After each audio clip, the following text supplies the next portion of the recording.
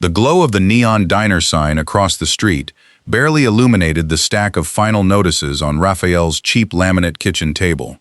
He swiped past another sun-drenched photo of Riley and her new lover smiling on the coast, a picture of perfect escape, unaware that the secret credit lines funding their getaway were about to detonate. It was a quiet, devastating kind of betrayal, one built on years of silence and finalized by a mountain of unpaid bills she thought she had left in his name. If the heavy price of starting over and the quiet devastation of betrayal resonate with you, stay with me. There are always more secrets behind closed doors, and if you want to see how this one truly ends, don't leave the channel just yet. The steel-toed boots felt like they were cast in concrete by the time Rafael Vasquez pushed open the front door of apartment 4B. It was 3:15 a.m. Outside, the Ohio rain slicked the asphalt of the complex parking lot, reflecting the sickly yellow glow of the street lamps. Inside, the apartment was dark, smelling faintly of old coffee and the persistent, unshakable scent of damp drywall. Raphael unlaced his boots in the narrow entryway, wincing as a sharp pain shot up his lower back. 12 hours driving a forklift at the Amazon fulfillment center had a way of grinding a man down to his rawest nerves. He placed his keys on the chipped laminate counter, trying not to make a sound. The silence of the apartment wasn't peaceful. It was heavy. It was the kind of silence that grew like mold in the spaces where conversations used to be. He walked into the cramped kitchen, opening the refrigerator just to let the pale light wash over him. A half-empty carton of milk, a wilting head of lettuce, and a plastic container of leftover rice. This was the sum total of his labor. 60 hours a week, and they were still drowning. He shut the door and turned toward the small dining table. A stack of mail sat haphazardly near the salt shaker. Riley usually handled the mail, sweeping the final notices into a drawer as if hiding them would make the debt collectors forget their names. But tonight, a single envelope had been torn open and left out. Raphael picked it up. It was a statement from a credit card company he didn't immediately recognize. He squinted in the dim light filtering through the blinds. Capital One, Platinum. The name on the statement was Riley Campbell Vasquez. The balance at the top of the page was printed in bold, uncompromising black ink. $8,450.22. Raphael's thumb hovered over the paper. His heart didn't race. Instead, it seemed to slow down, dropping into his stomach like a lead weight. They didn't have $8,000. They barely had $800. He scanned the itemized list of charges. It wasn't groceries. It wasn't the brake pads for the Honda they desperately needed. The Grandview Hotel and Spa, $450. Le Petit Bistro, $185. He stared at the numbers until they blurred. A sharp, metallic taste flooded his mouth. He looked down the brief hallway toward their bedroom. The door was cracked open, revealing the faint, rhythmic rise and fall of Riley's breathing under the thin comforter. She had the early shift at the big box retail store tomorrow. She was exhausted, always complaining about the fluorescent lights, the rude customers, the sheer indignity of scanning barcodes for minimum wage. Raphael walked slowly toward the bedroom door, the paper trembling slightly in his calloused hand. He stood in the doorway, watching his wife. Her blonde hair spilled over the pillow. She looked peaceful, younger in the dark. He closed his eyes, leaning his heavy head against the doorframe. A wave of profound, suffocating guilt washed over him before the anger could even take root. When was the last time he had taken her to a bistro? When was the last time he had looked at her with anything other than exhaustion? He had spent the last 3 years working himself into an early grave to keep a roof over their heads, entirely neglecting the woman living under it. But as he opened his eyes and looked at the credit card statement again, the guilt fractured. He might have been a ghost of a husband, hollowed out by the American machine of endless labor, but he hadn't done this. He hadn't maxed out a secret line of credit to play pretend in a luxury hotel. A faint scent drifted from the laundry hamper near the door. It wasn't her cheap vanilla body spray. It was something floral, complex, and overwhelmingly expensive. Raphael carefully folded the statement, slipping it into his work jacket pocket. He didn't wake her. He didn't scream. He simply walked back to the kitchen, sitting alone in the dark, listening to the rain hit the window glass, realizing that the marriage had been dead long before the money ran out. The fluorescent bulb in the hallway flickered, casting long, bruised shadows against the peeling wallpaper as Riley Campbell turned the key in the lock of apartment 4B. It was just past 9 in the evening. She paused before turning the handle, taking a shallow breath to steady her racing pulse. She smelled like oak moss, bergamot, and expensive Cabernet, a sharp contrast to the stale air of the corridor. It was Brian's cologne, clinging to her scarf like a stubborn ghost, intertwined with the remnants of a $300 dinner she had charged to the new platinum card. She pushed the door open. The apartment was suffocatingly quiet, a stark shift from the vibrant, intoxicating energy of the downtown bistro where she had spent the last 3 hours. The television was off. Raphael sat in the faded armchair in the corner of the small living room, staring out the rain-streaked window. He didn't turn when the door clicked shut. "Hey," she murmured, slipping off her trench coat and draping it over a dining chair. "You're late," Raphael said, his voice flat, devoid of the sharp edge of accusation. It was a simple statement of fact, weighed down by the exhaustion that seemed to seep into his very bones. "Inventory took forever," Riley lied smoothly, the excuse rehearsed on the drive back. "Management is a nightmare right now." Half the staff called out. She moved to the kitchen, opening the refrigerator to avoid looking at him. The cold air hit her flushed face. She didn't want him to see the lingering color in her cheeks, the unmistakable glow of a woman who had just been desired, touched, and listened to. Brian had held her hand across the white tablecloth, promising her that she deserved better than a life of counting pennies and watching her youth wither in a bleak Ohio suburb. Raphael shifted in his chair. "You smell nice." The glass bottle of water Riley had just grabbed nearly slipped from her fingers. She tightened her grip, her knuckles turning white against the cold condensation. "It's, one of the girls at the cosmetic counter. She sprayed some new samples on me when I was walking out." She finally turned to look at her husband. He was still wearing his heavy work trousers and a faded gray t-shirt. Dark circles bruised the skin beneath his eyes. He looked older than his 32 years, ground down by the endless cycle of night shifts and physical labor at the warehouse. A pang of something resembling pity flickered in Riley's chest, but she quickly smothered it with a familiar defensive resentment. It wasn't her fault he was always gone. It wasn't her fault he had stopped looking at her, stopped talking to her about anything other than utility bills and broken car parts. She was suffocating in this life, drowning in the gray monotony of their marriage. Brian was a lifeline, a glimpse into a world where she was valued, where money wasn't a constant, terrifying specter. Raphael didn't press the issue. He simply nodded, his dark eyes unreadable in the dim light, and looked back out the window at the rain. He didn't mention the credit card statement he had found the night before, now safely locked in the glove compartment of his rusted Honda. He didn't ask why a cosmetic sample smelled exactly like a men's designer fragrance. "I'm going to take a shower," Riley said, her voice tight. "I'm exhausted." She hurried down the short hallway, locking the bathroom door behind her with a definitive click. As she turned on the hot water, letting the heavy steam fill the tiny, cramped space, she closed her eyes and leaned against the sink. She told herself she was doing what she had to do to survive. She was escaping a sinking ship. What she couldn't see, through the fog of her own justification and the intoxicating promises of her new lover, was that the ship wasn't sinking naturally. She was the one drilling holes in the hull, and Raphael had already found the life raft. The digital clock on the microwave read 2:14 a.m. The apartment was profoundly still, save for the low, rhythmic hum of the aging refrigerator. Raphael sat at the small kitchen table, the harsh blue light of his 10-year-old laptop illuminating the deep lines etched into his face. He had waited until he was certain Riley was asleep, listening for the deep, even cadence of her breathing down the hall. His fingers hovered over the cracked trackpad. He had spent the last 24 hours carrying the physical credit card statement in his work jacket pocket like a loaded weapon. Now, he needed to see the rest of it. He navigated to their joint checking account portal. The loading circle spun for a few agonizing seconds, mocking the sluggish internet connection they could barely afford. When the dashboard finally populated, the numbers hit him like a physical blow. Their joint savings account, a modest safety net built entirely on his grueling overtime hours and skipped lunches, had been systematically bled dry over the past 4 months. He clicked into the transaction history.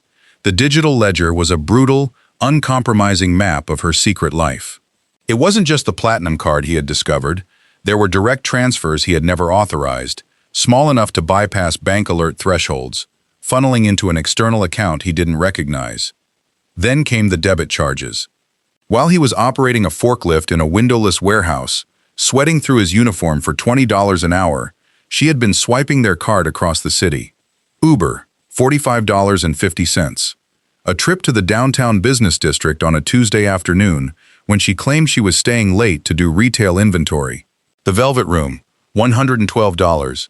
A high-end cocktail lounge. Sephora, $205. Transfer to Capital One, $500. The screen blurred.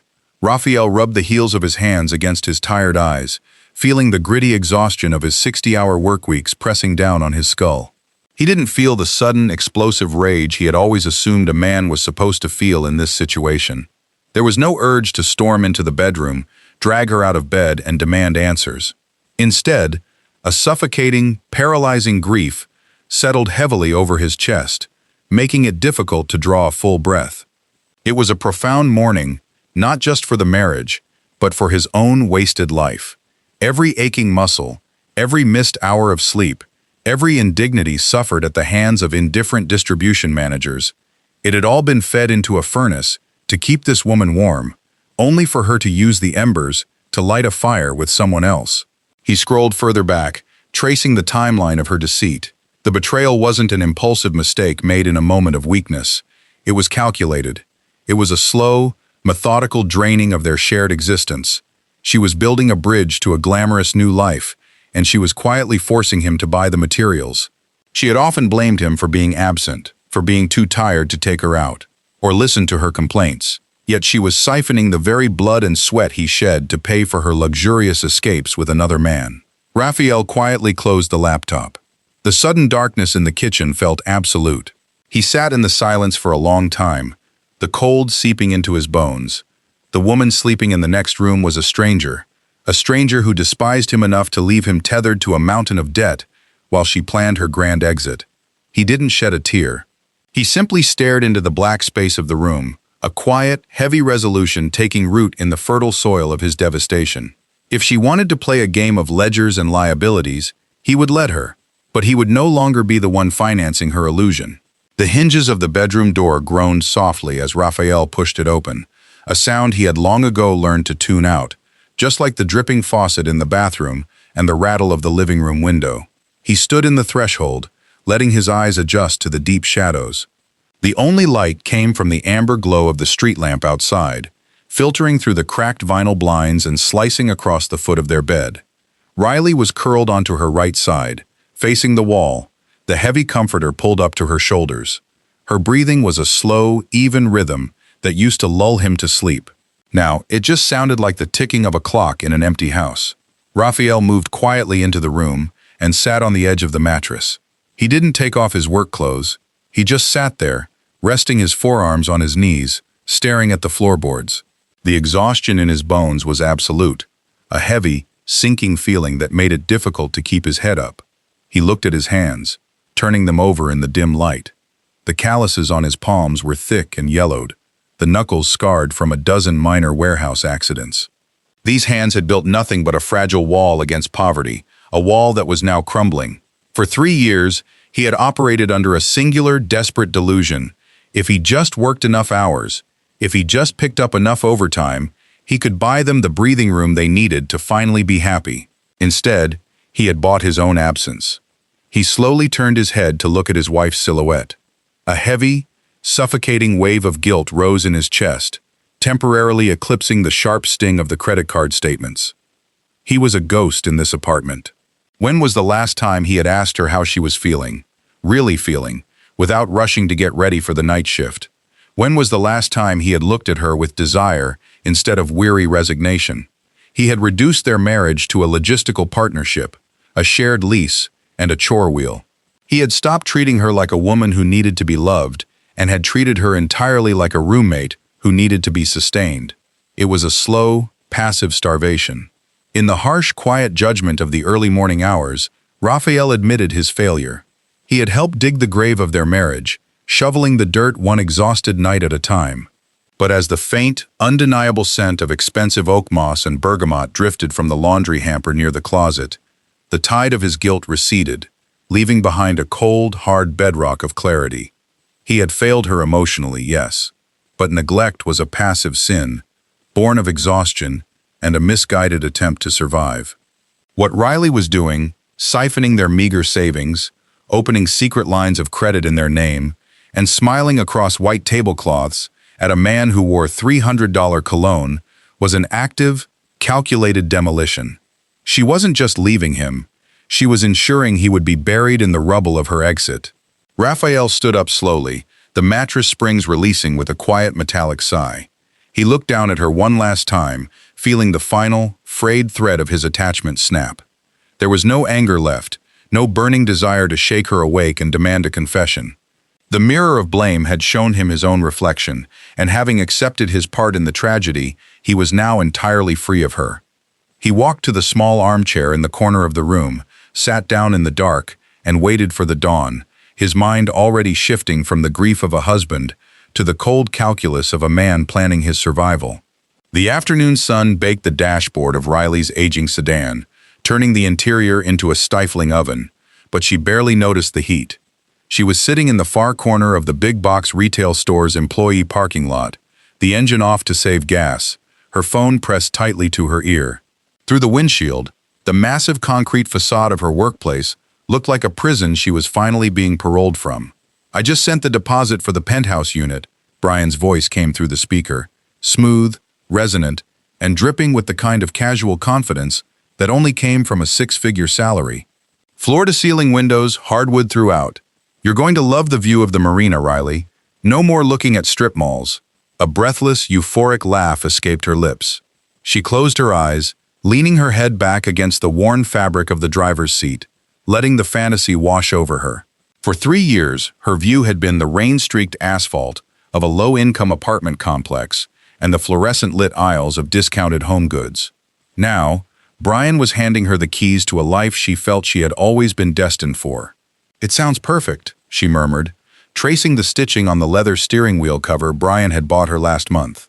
"I can't wait to just be there, to be with you, without looking over my shoulder." "2 more days," Brian assured her, his tone dropping into a low, intimate register. "Get your things together. Leave the heavy stuff. We'll buy new furniture. Better furniture." They hung up, and Riley lowered the phone to her lap, her heart hammering a frantic, triumphant rhythm against her ribs. She looked at herself in the rearview mirror. Her skin looked brighter, her eyes wider. She didn't look like a tired retail manager anymore. She looked like a woman who had successfully rewritten her own fate. She checked her watch. Her 30-minute lunch break was almost over. She reached into her purse and pulled out a sleek, newly purchased Away suitcase tag, running her thumb over the embossed leather. It was a small, tangible piece of the future she was actively constructing on the Capital One Platinum card. The guilt, which had once flared hot and sharp in the early days of the affair, had long since hardened into a cool, defensive entitlement. She had given Raphael her best years, and he had squandered them in the warehouse, coming home too tired to speak, too broken to love her. She told herself that leaving him with the mountain of credit card debt was simply the cost of doing business, a severance package for her wasted youth. He was a hard worker. He would figure it out. He always did. That evening, while Raphael was asleep in the bedroom before his night shift, Riley began the quiet, methodical process of packing. She moved through the dim apartment like a ghost, pulling her most expensive dresses and silk blouses from the cramped closet they shared. She folded them carefully, placing them into the designer luggage hidden beneath the bed. She paused by the kitchen island, her eyes landing on a stack of unopened utility bills and a final notice from the auto insurance company. She felt a fleeting, microscopic pang of pity for the man sleeping in the next room, but it was quickly swallowed by a surge of self-preservation. She was stepping off a dying vessel. It wasn't her responsibility to patch the holes anymore. She zipped the suitcase shut, the metallic sound loud in the quiet apartment. It sounded like a period at the end of a very long, very exhausting sentence. She slid the luggage back out of sight, entirely unaware that the man she thought she was deceiving had already read the entire book and was simply waiting for her to close the cover. The waiting room of the Cuyahoga County Legal Aid Clinic smelled of stale coffee, damp wool, and the quiet desperation of people who had run out of options. A fluorescent tube above the reception desk hummed a relentless, off-pitch note, flickering every few seconds. Rafael Vasquez sat in a molded plastic chair that was bolted to the linoleum floor, a thick manila folder resting on his knees. He had called in sick to the warehouse, a luxury he hadn't afforded himself in 3 years. His supervisor had sighed heavily over the phone, warning him about dock quotas, but Rafael had simply hung up. The quotas belonged to a man who was desperately trying to keep his head above water. That man no longer existed. Mr. Vasquez, a young, overworked attorney with loosened tie and dark circles under his eyes, gestured from a narrow doorway. Rafael stood, his back stiff, and followed the man into an office that was little more than a repurposed supply closet. "I'm David," the attorney said, dropping a legal pad onto his cluttered desk. He glanced at the intake form. "You're looking to establish a date of separation and file for an emergency financial injunction. Let's see what you have." Rafael opened the manila folder. He didn't speak right away. He simply slid the meticulously organized stack of papers across the desk. There were the joint bank statements with the highlighted transfers. There were the credit reports he had pulled the day before, detailing 3 new high-yield credit lines Riley had opened using his social security number as a co-signer without his consent. And there was a printed timeline, cross-referencing her work schedule with the Uber receipts and hotel charges. David adjusted his glasses, scanning the top sheets. The rapid clicking of his pen stopped. The professional indifference on his face slowly morphed into a quiet, heavy sympathy. "She's dissipating marital assets," David said quietly, looking up, "and committing financial fraud if she forged your electronic signature on these new credit applications." "I don't want to send her to jail," Rafael said, his voice terrifyingly calm, devoid of the tremor the lawyer clearly expected. "I just want her off my back. I want the joint accounts frozen. I want my direct deposits moved to a solitary account she can't touch. And I want the court to see that the debt incurred over the last 4 months was strictly for a non-marital purpose. An affair, yes." Rafael watched as David began pulling standard forms from a filing cabinet. There was no screaming match, no thrown plates, no dramatic reckoning in the rain. The death of his marriage was happening right here, under flickering fluorescent lights, measured in case numbers and notarized signatures. "If we file this injunction today, any debt she accumulates from this moment forward is entirely her own," David explained, sliding a blue ballpoint pen across the desk. "And we will contest the liability of the new credit cards. But you need to understand, once she is served, or once she tries to use a frozen joint card, the element of surprise is gone." "She's leaving by the end of the week anyway," Rafael said. He picked up the pen. The plastic felt cheap and weightless in his rough, calloused fingers. "She thinks she's leaving me with the bill." He pressed the tip of the pen to the designated line on the separation petition. The scratch of the ink on the paper was the loudest sound in the small room. It didn't feel like a victory. It felt like amputation, necessary to stop the rot, but leaving him permanently altered. Rafael signed his name, severing the financial artery that Riley had been feeding on. He stood up, shook the lawyer's hand, and walked out into the gray Ohio afternoon. The cold air hit his face, sharp and clean. He had nothing left in his savings account, his marriage was a ruin, and his apartment was currently housing a woman who despised him. Yet, as he walked toward his rusted Honda, Rafael took his first deep breath in years. The air inside apartment 4B had fundamentally changed by the time Rafael returned from his Friday evening shift. For the past 3 years, stepping through the front door felt like walking into a pressurized cabin, a heavy, suffocating atmosphere, thick with unspoken resentments, and the exhausting effort of maintaining a dying facade. Today, however, the air was remarkably thin. Rafael locked the deadbolt behind him, the metallic click echoing slightly louder than usual. He didn't take off his steel-toed boots immediately. He stood in the narrow entryway, listening.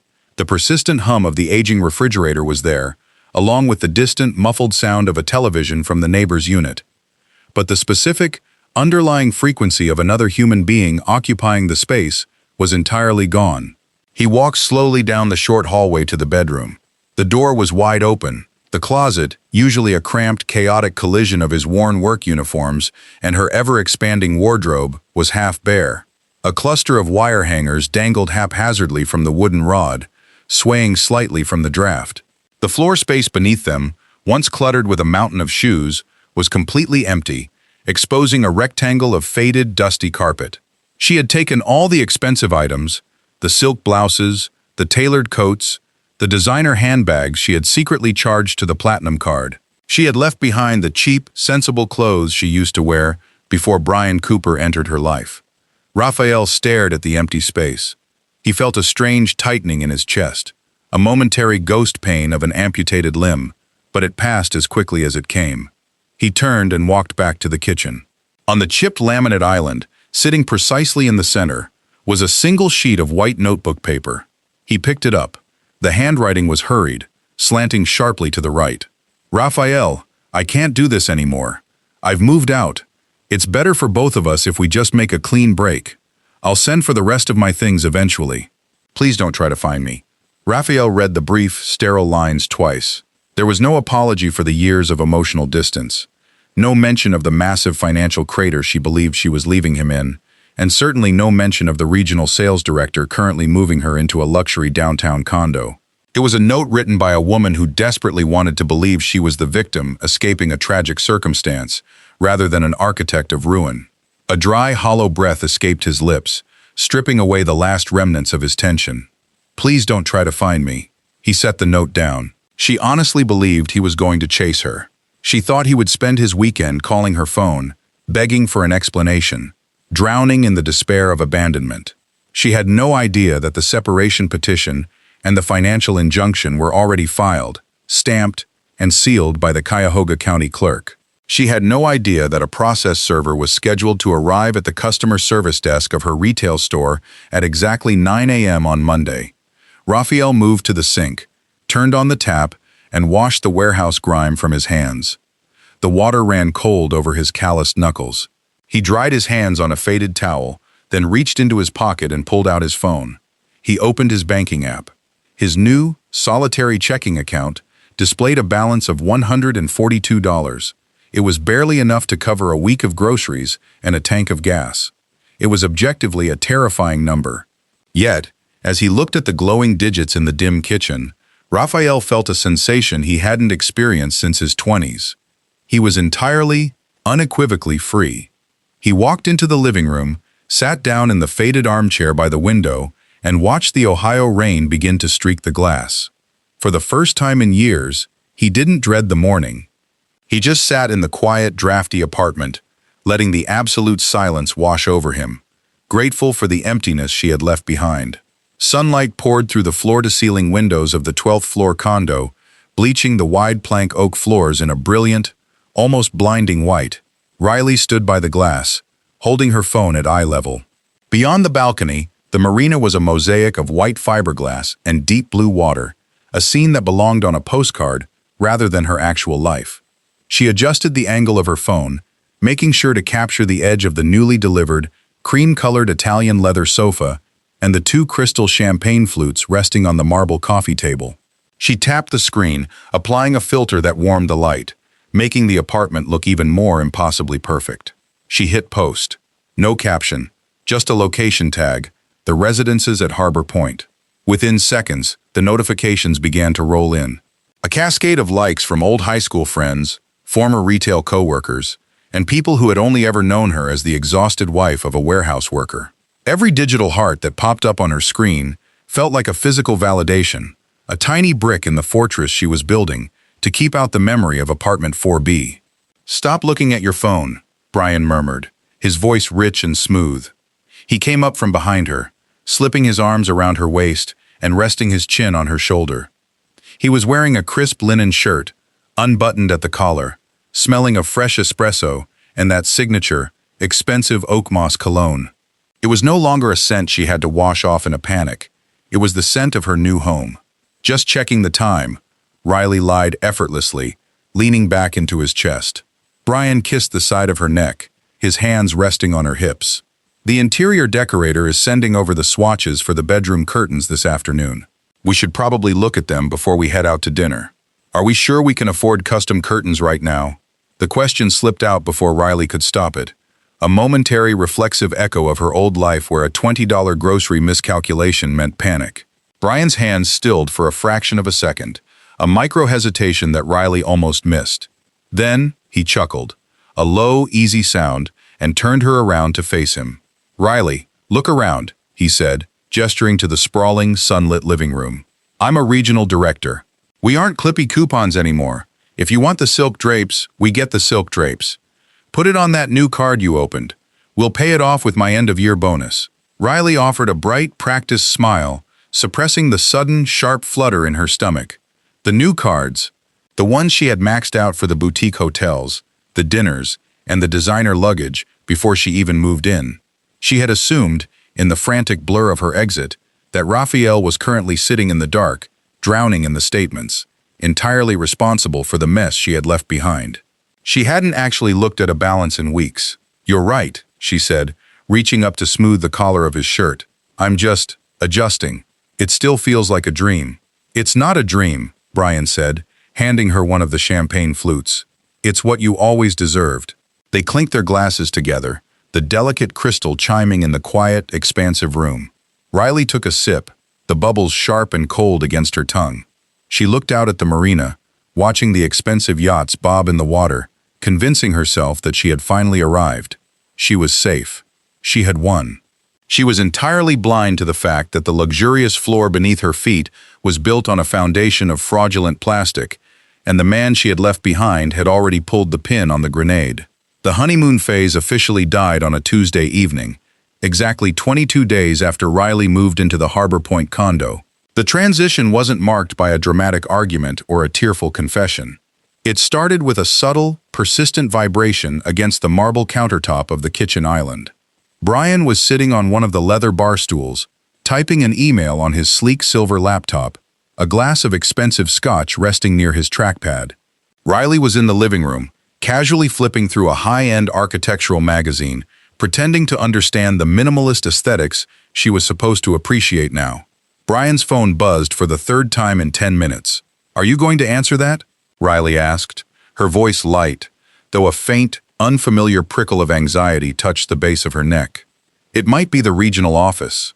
Brian frowned, abandoning his keyboard. He picked up the phone, staring at the screen. "It's an unknown local number. They've called 3 times today. Probably a telemarketer." He swiped the screen to accept the call, bringing the device to his ear. "Brian Cooper." Riley watched him from over the top of her magazine. For a few seconds, the only sound in the expansive, sunlit room was the hum of the central air conditioning. Then, she saw it. The microscopic shift in Brian's posture. His shoulders stiffened. The relaxed, confident lines of his face tightened, drawing his features into a sharp, unfamiliar mask of calculation.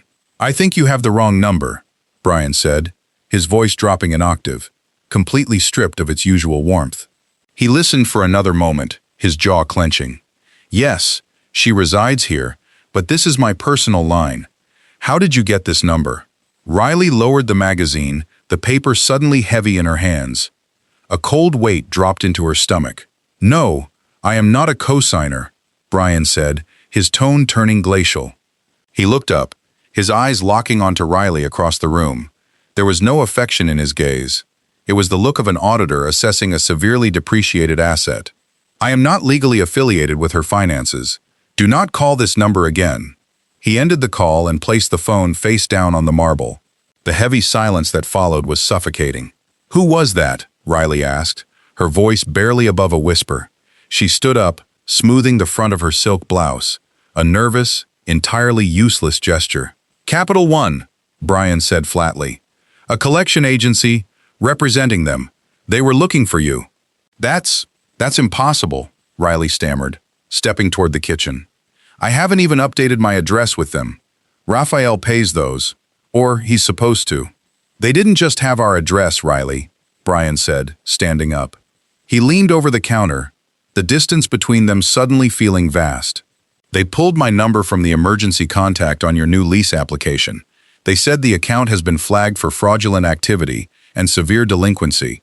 They also mentioned a legal injunction regarding marital asset dissipation filed by a Rafael Vasquez." The name hit the pristine air of the condo like a dirty stone. Riley gripped the edge of the sofa, the room tilting slightly. Raphael hadn't just sat in the dark and drowned. He hadn't accepted the burden she had so carefully placed on his shoulders. He had fought back, quietly and surgically, untangling his name from the mess and leaving her completely exposed. "How much is it?" Brian asked. It wasn't a question born of a desire to help. It was an interrogation. I don't know, she lied, her chest tightening as she remembered the hotel bills, the dinners, the designer luggage. They mentioned a platinum card maxed out at 8,000. They also mentioned 2 high-yield credit lines opened in the last 60 days, Brian continued, his voice relentless, dismantling her fantasy piece by piece. Did you forge your husband's signature on those applications, Riley? She couldn't speak. The oak moss and bergamot cologne that always made her feel so safe suddenly smelled cloying, chemical, and suffocating. She looked at Brian, waiting for him to step forward, to wrap his arms around her and tell her they would figure it out together. That was what he had promised when they were sitting in dimly lit bistros, plotting her escape. Instead, Brian took a step back, picking up his scotch. He looked at her with a chilling, detached clarity, realizing that the woman he thought he had rescued was not a prize to be displayed, but a massive, toxic liability that was about to drag him under. The morning sun still poured through the floor-to-ceiling windows of the Harbor Point condo, but the light no longer felt warm. Instead, it was harsh and exposing, glaring off the marble countertops like the fluorescent bulbs of an interrogation room. 4 certified letters sat unopened on the kitchen island. They bore the return addresses of aggressive collection agencies and a boutique law firm representing Capital One. Beside them sat a printed email from the building's management office, directed to Brian, inquiring about a sudden, severe drop in the secondary applicant's credit score, a direct violation of the luxury building's strict leasing clauses.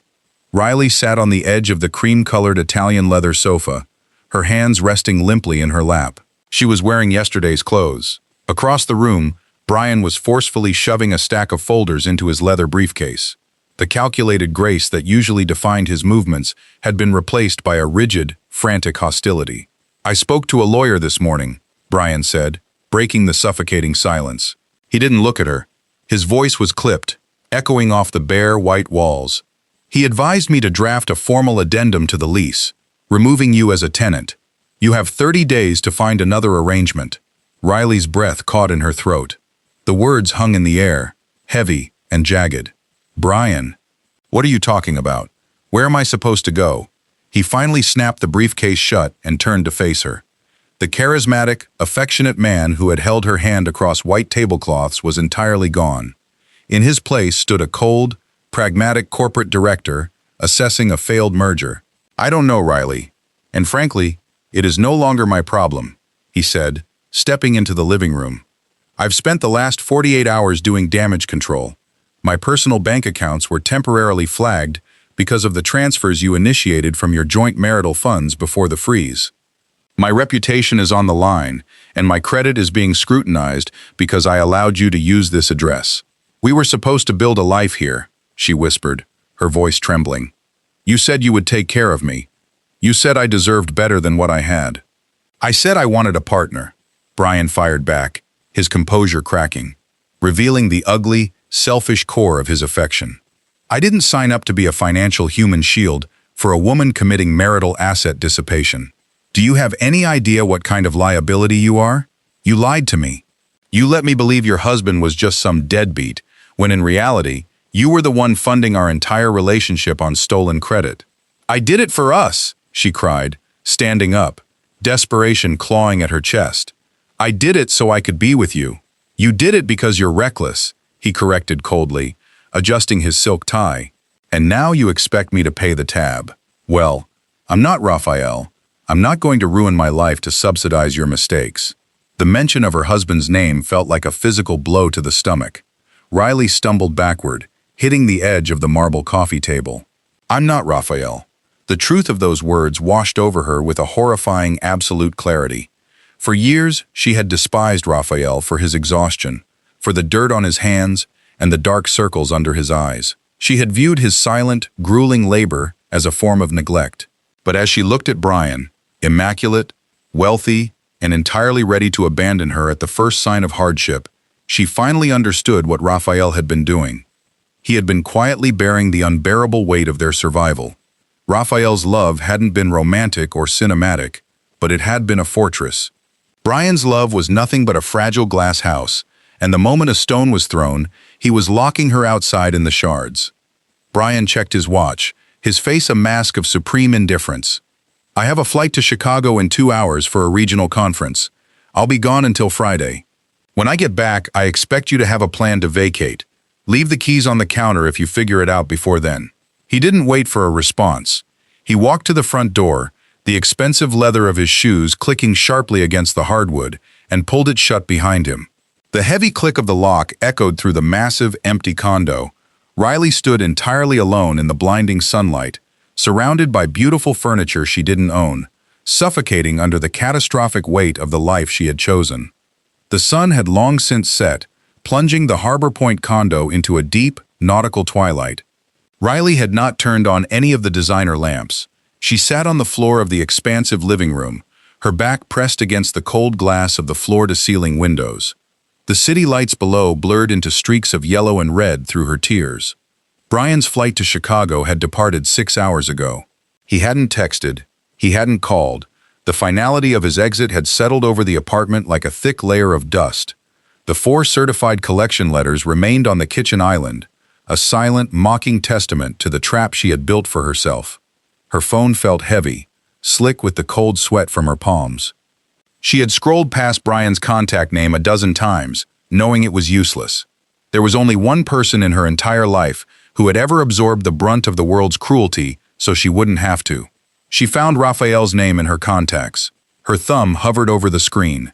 She practiced the cadence of her breathing, allowing the genuine panic in her chest to rise to her throat, crafting the perfect pitch of vulnerability. She pressed call and brought the phone to her ear.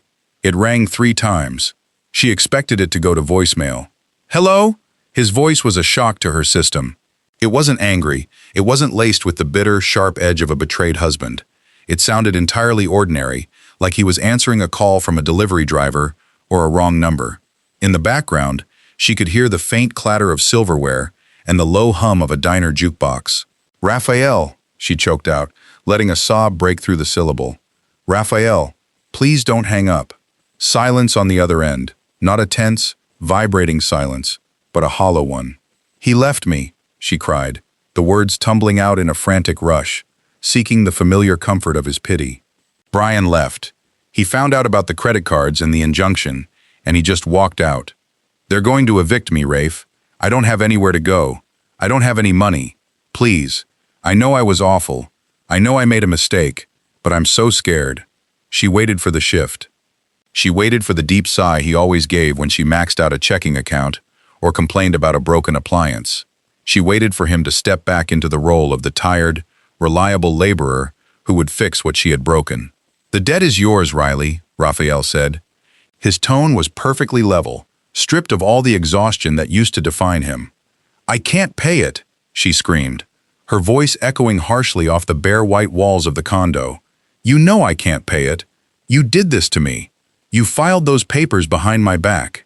"I filed papers reflecting the truth," he replied, the sound of a ceramic coffee mug being set down against a table bleeding through the receiver. "You opened lines of credit in my name to fund an affair. You emptied our joint savings to move into a luxury apartment with another man.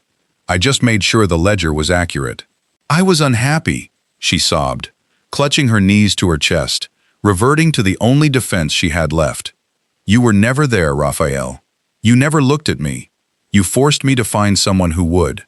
I worked night shifts so you wouldn't have to live in a car," he said softly, a statement of fact devoid of any lingering resentment. "And you used that money to buy a ticket out. You bought the ticket, Riley. Now you have to take the ride." "Raphael, please," she begged, her voice dropping to a pathetic, ragged whisper. "I have nothing."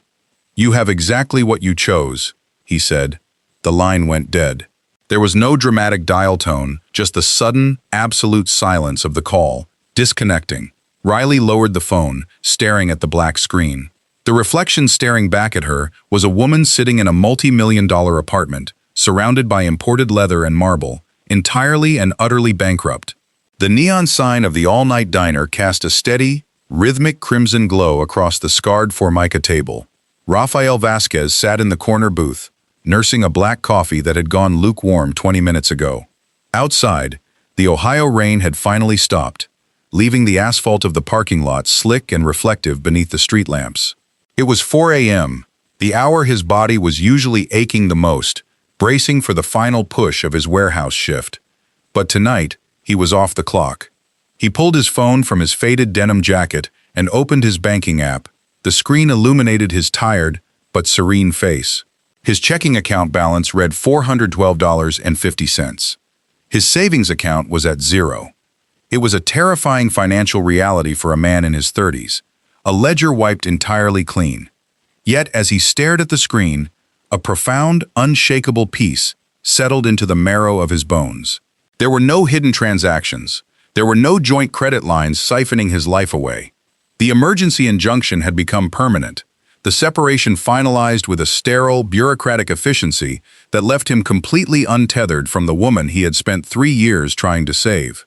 He set the phone face down on the table, picked up his coffee, and took a slow, deep breath, feeling his lungs expand without the crushing weight of an invisible debt.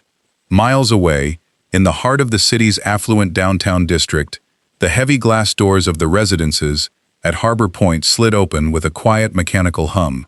Riley Campbell stepped out onto the damp pavement. She was dragging 2 heavy, designer-away suitcases behind her, the wheels catching sharply on the grooves of the concrete. The wind coming off the marina was biting, slicing through her thin trench coat. She stood on the curb, the towering glass facade of the luxury high-rise looming behind her like a monument to her failure. Brian had not returned from Chicago early. He had simply sent his assistant with a formal eviction notice and a demand to surrender the keys by midnight.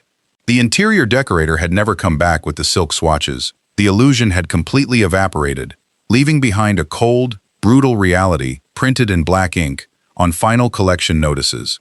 A sleek black town car drove past, its tires hissing against the wet street, but it didn't slow down.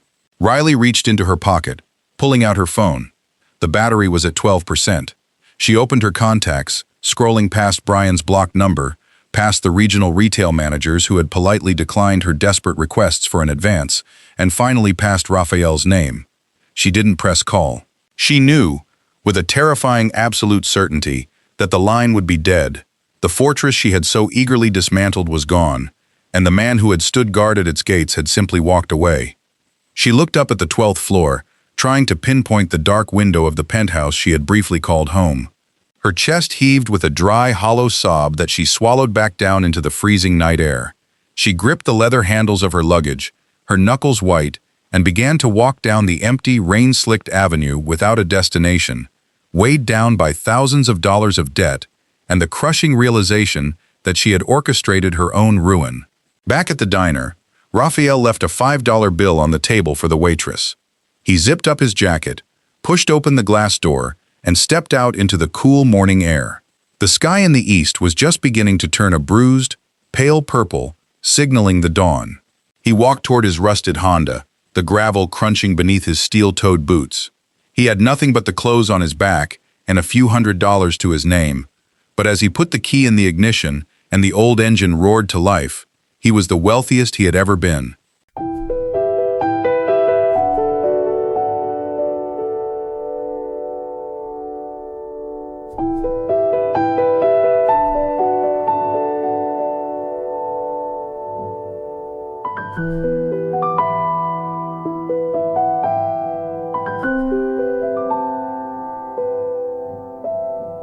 Thank you.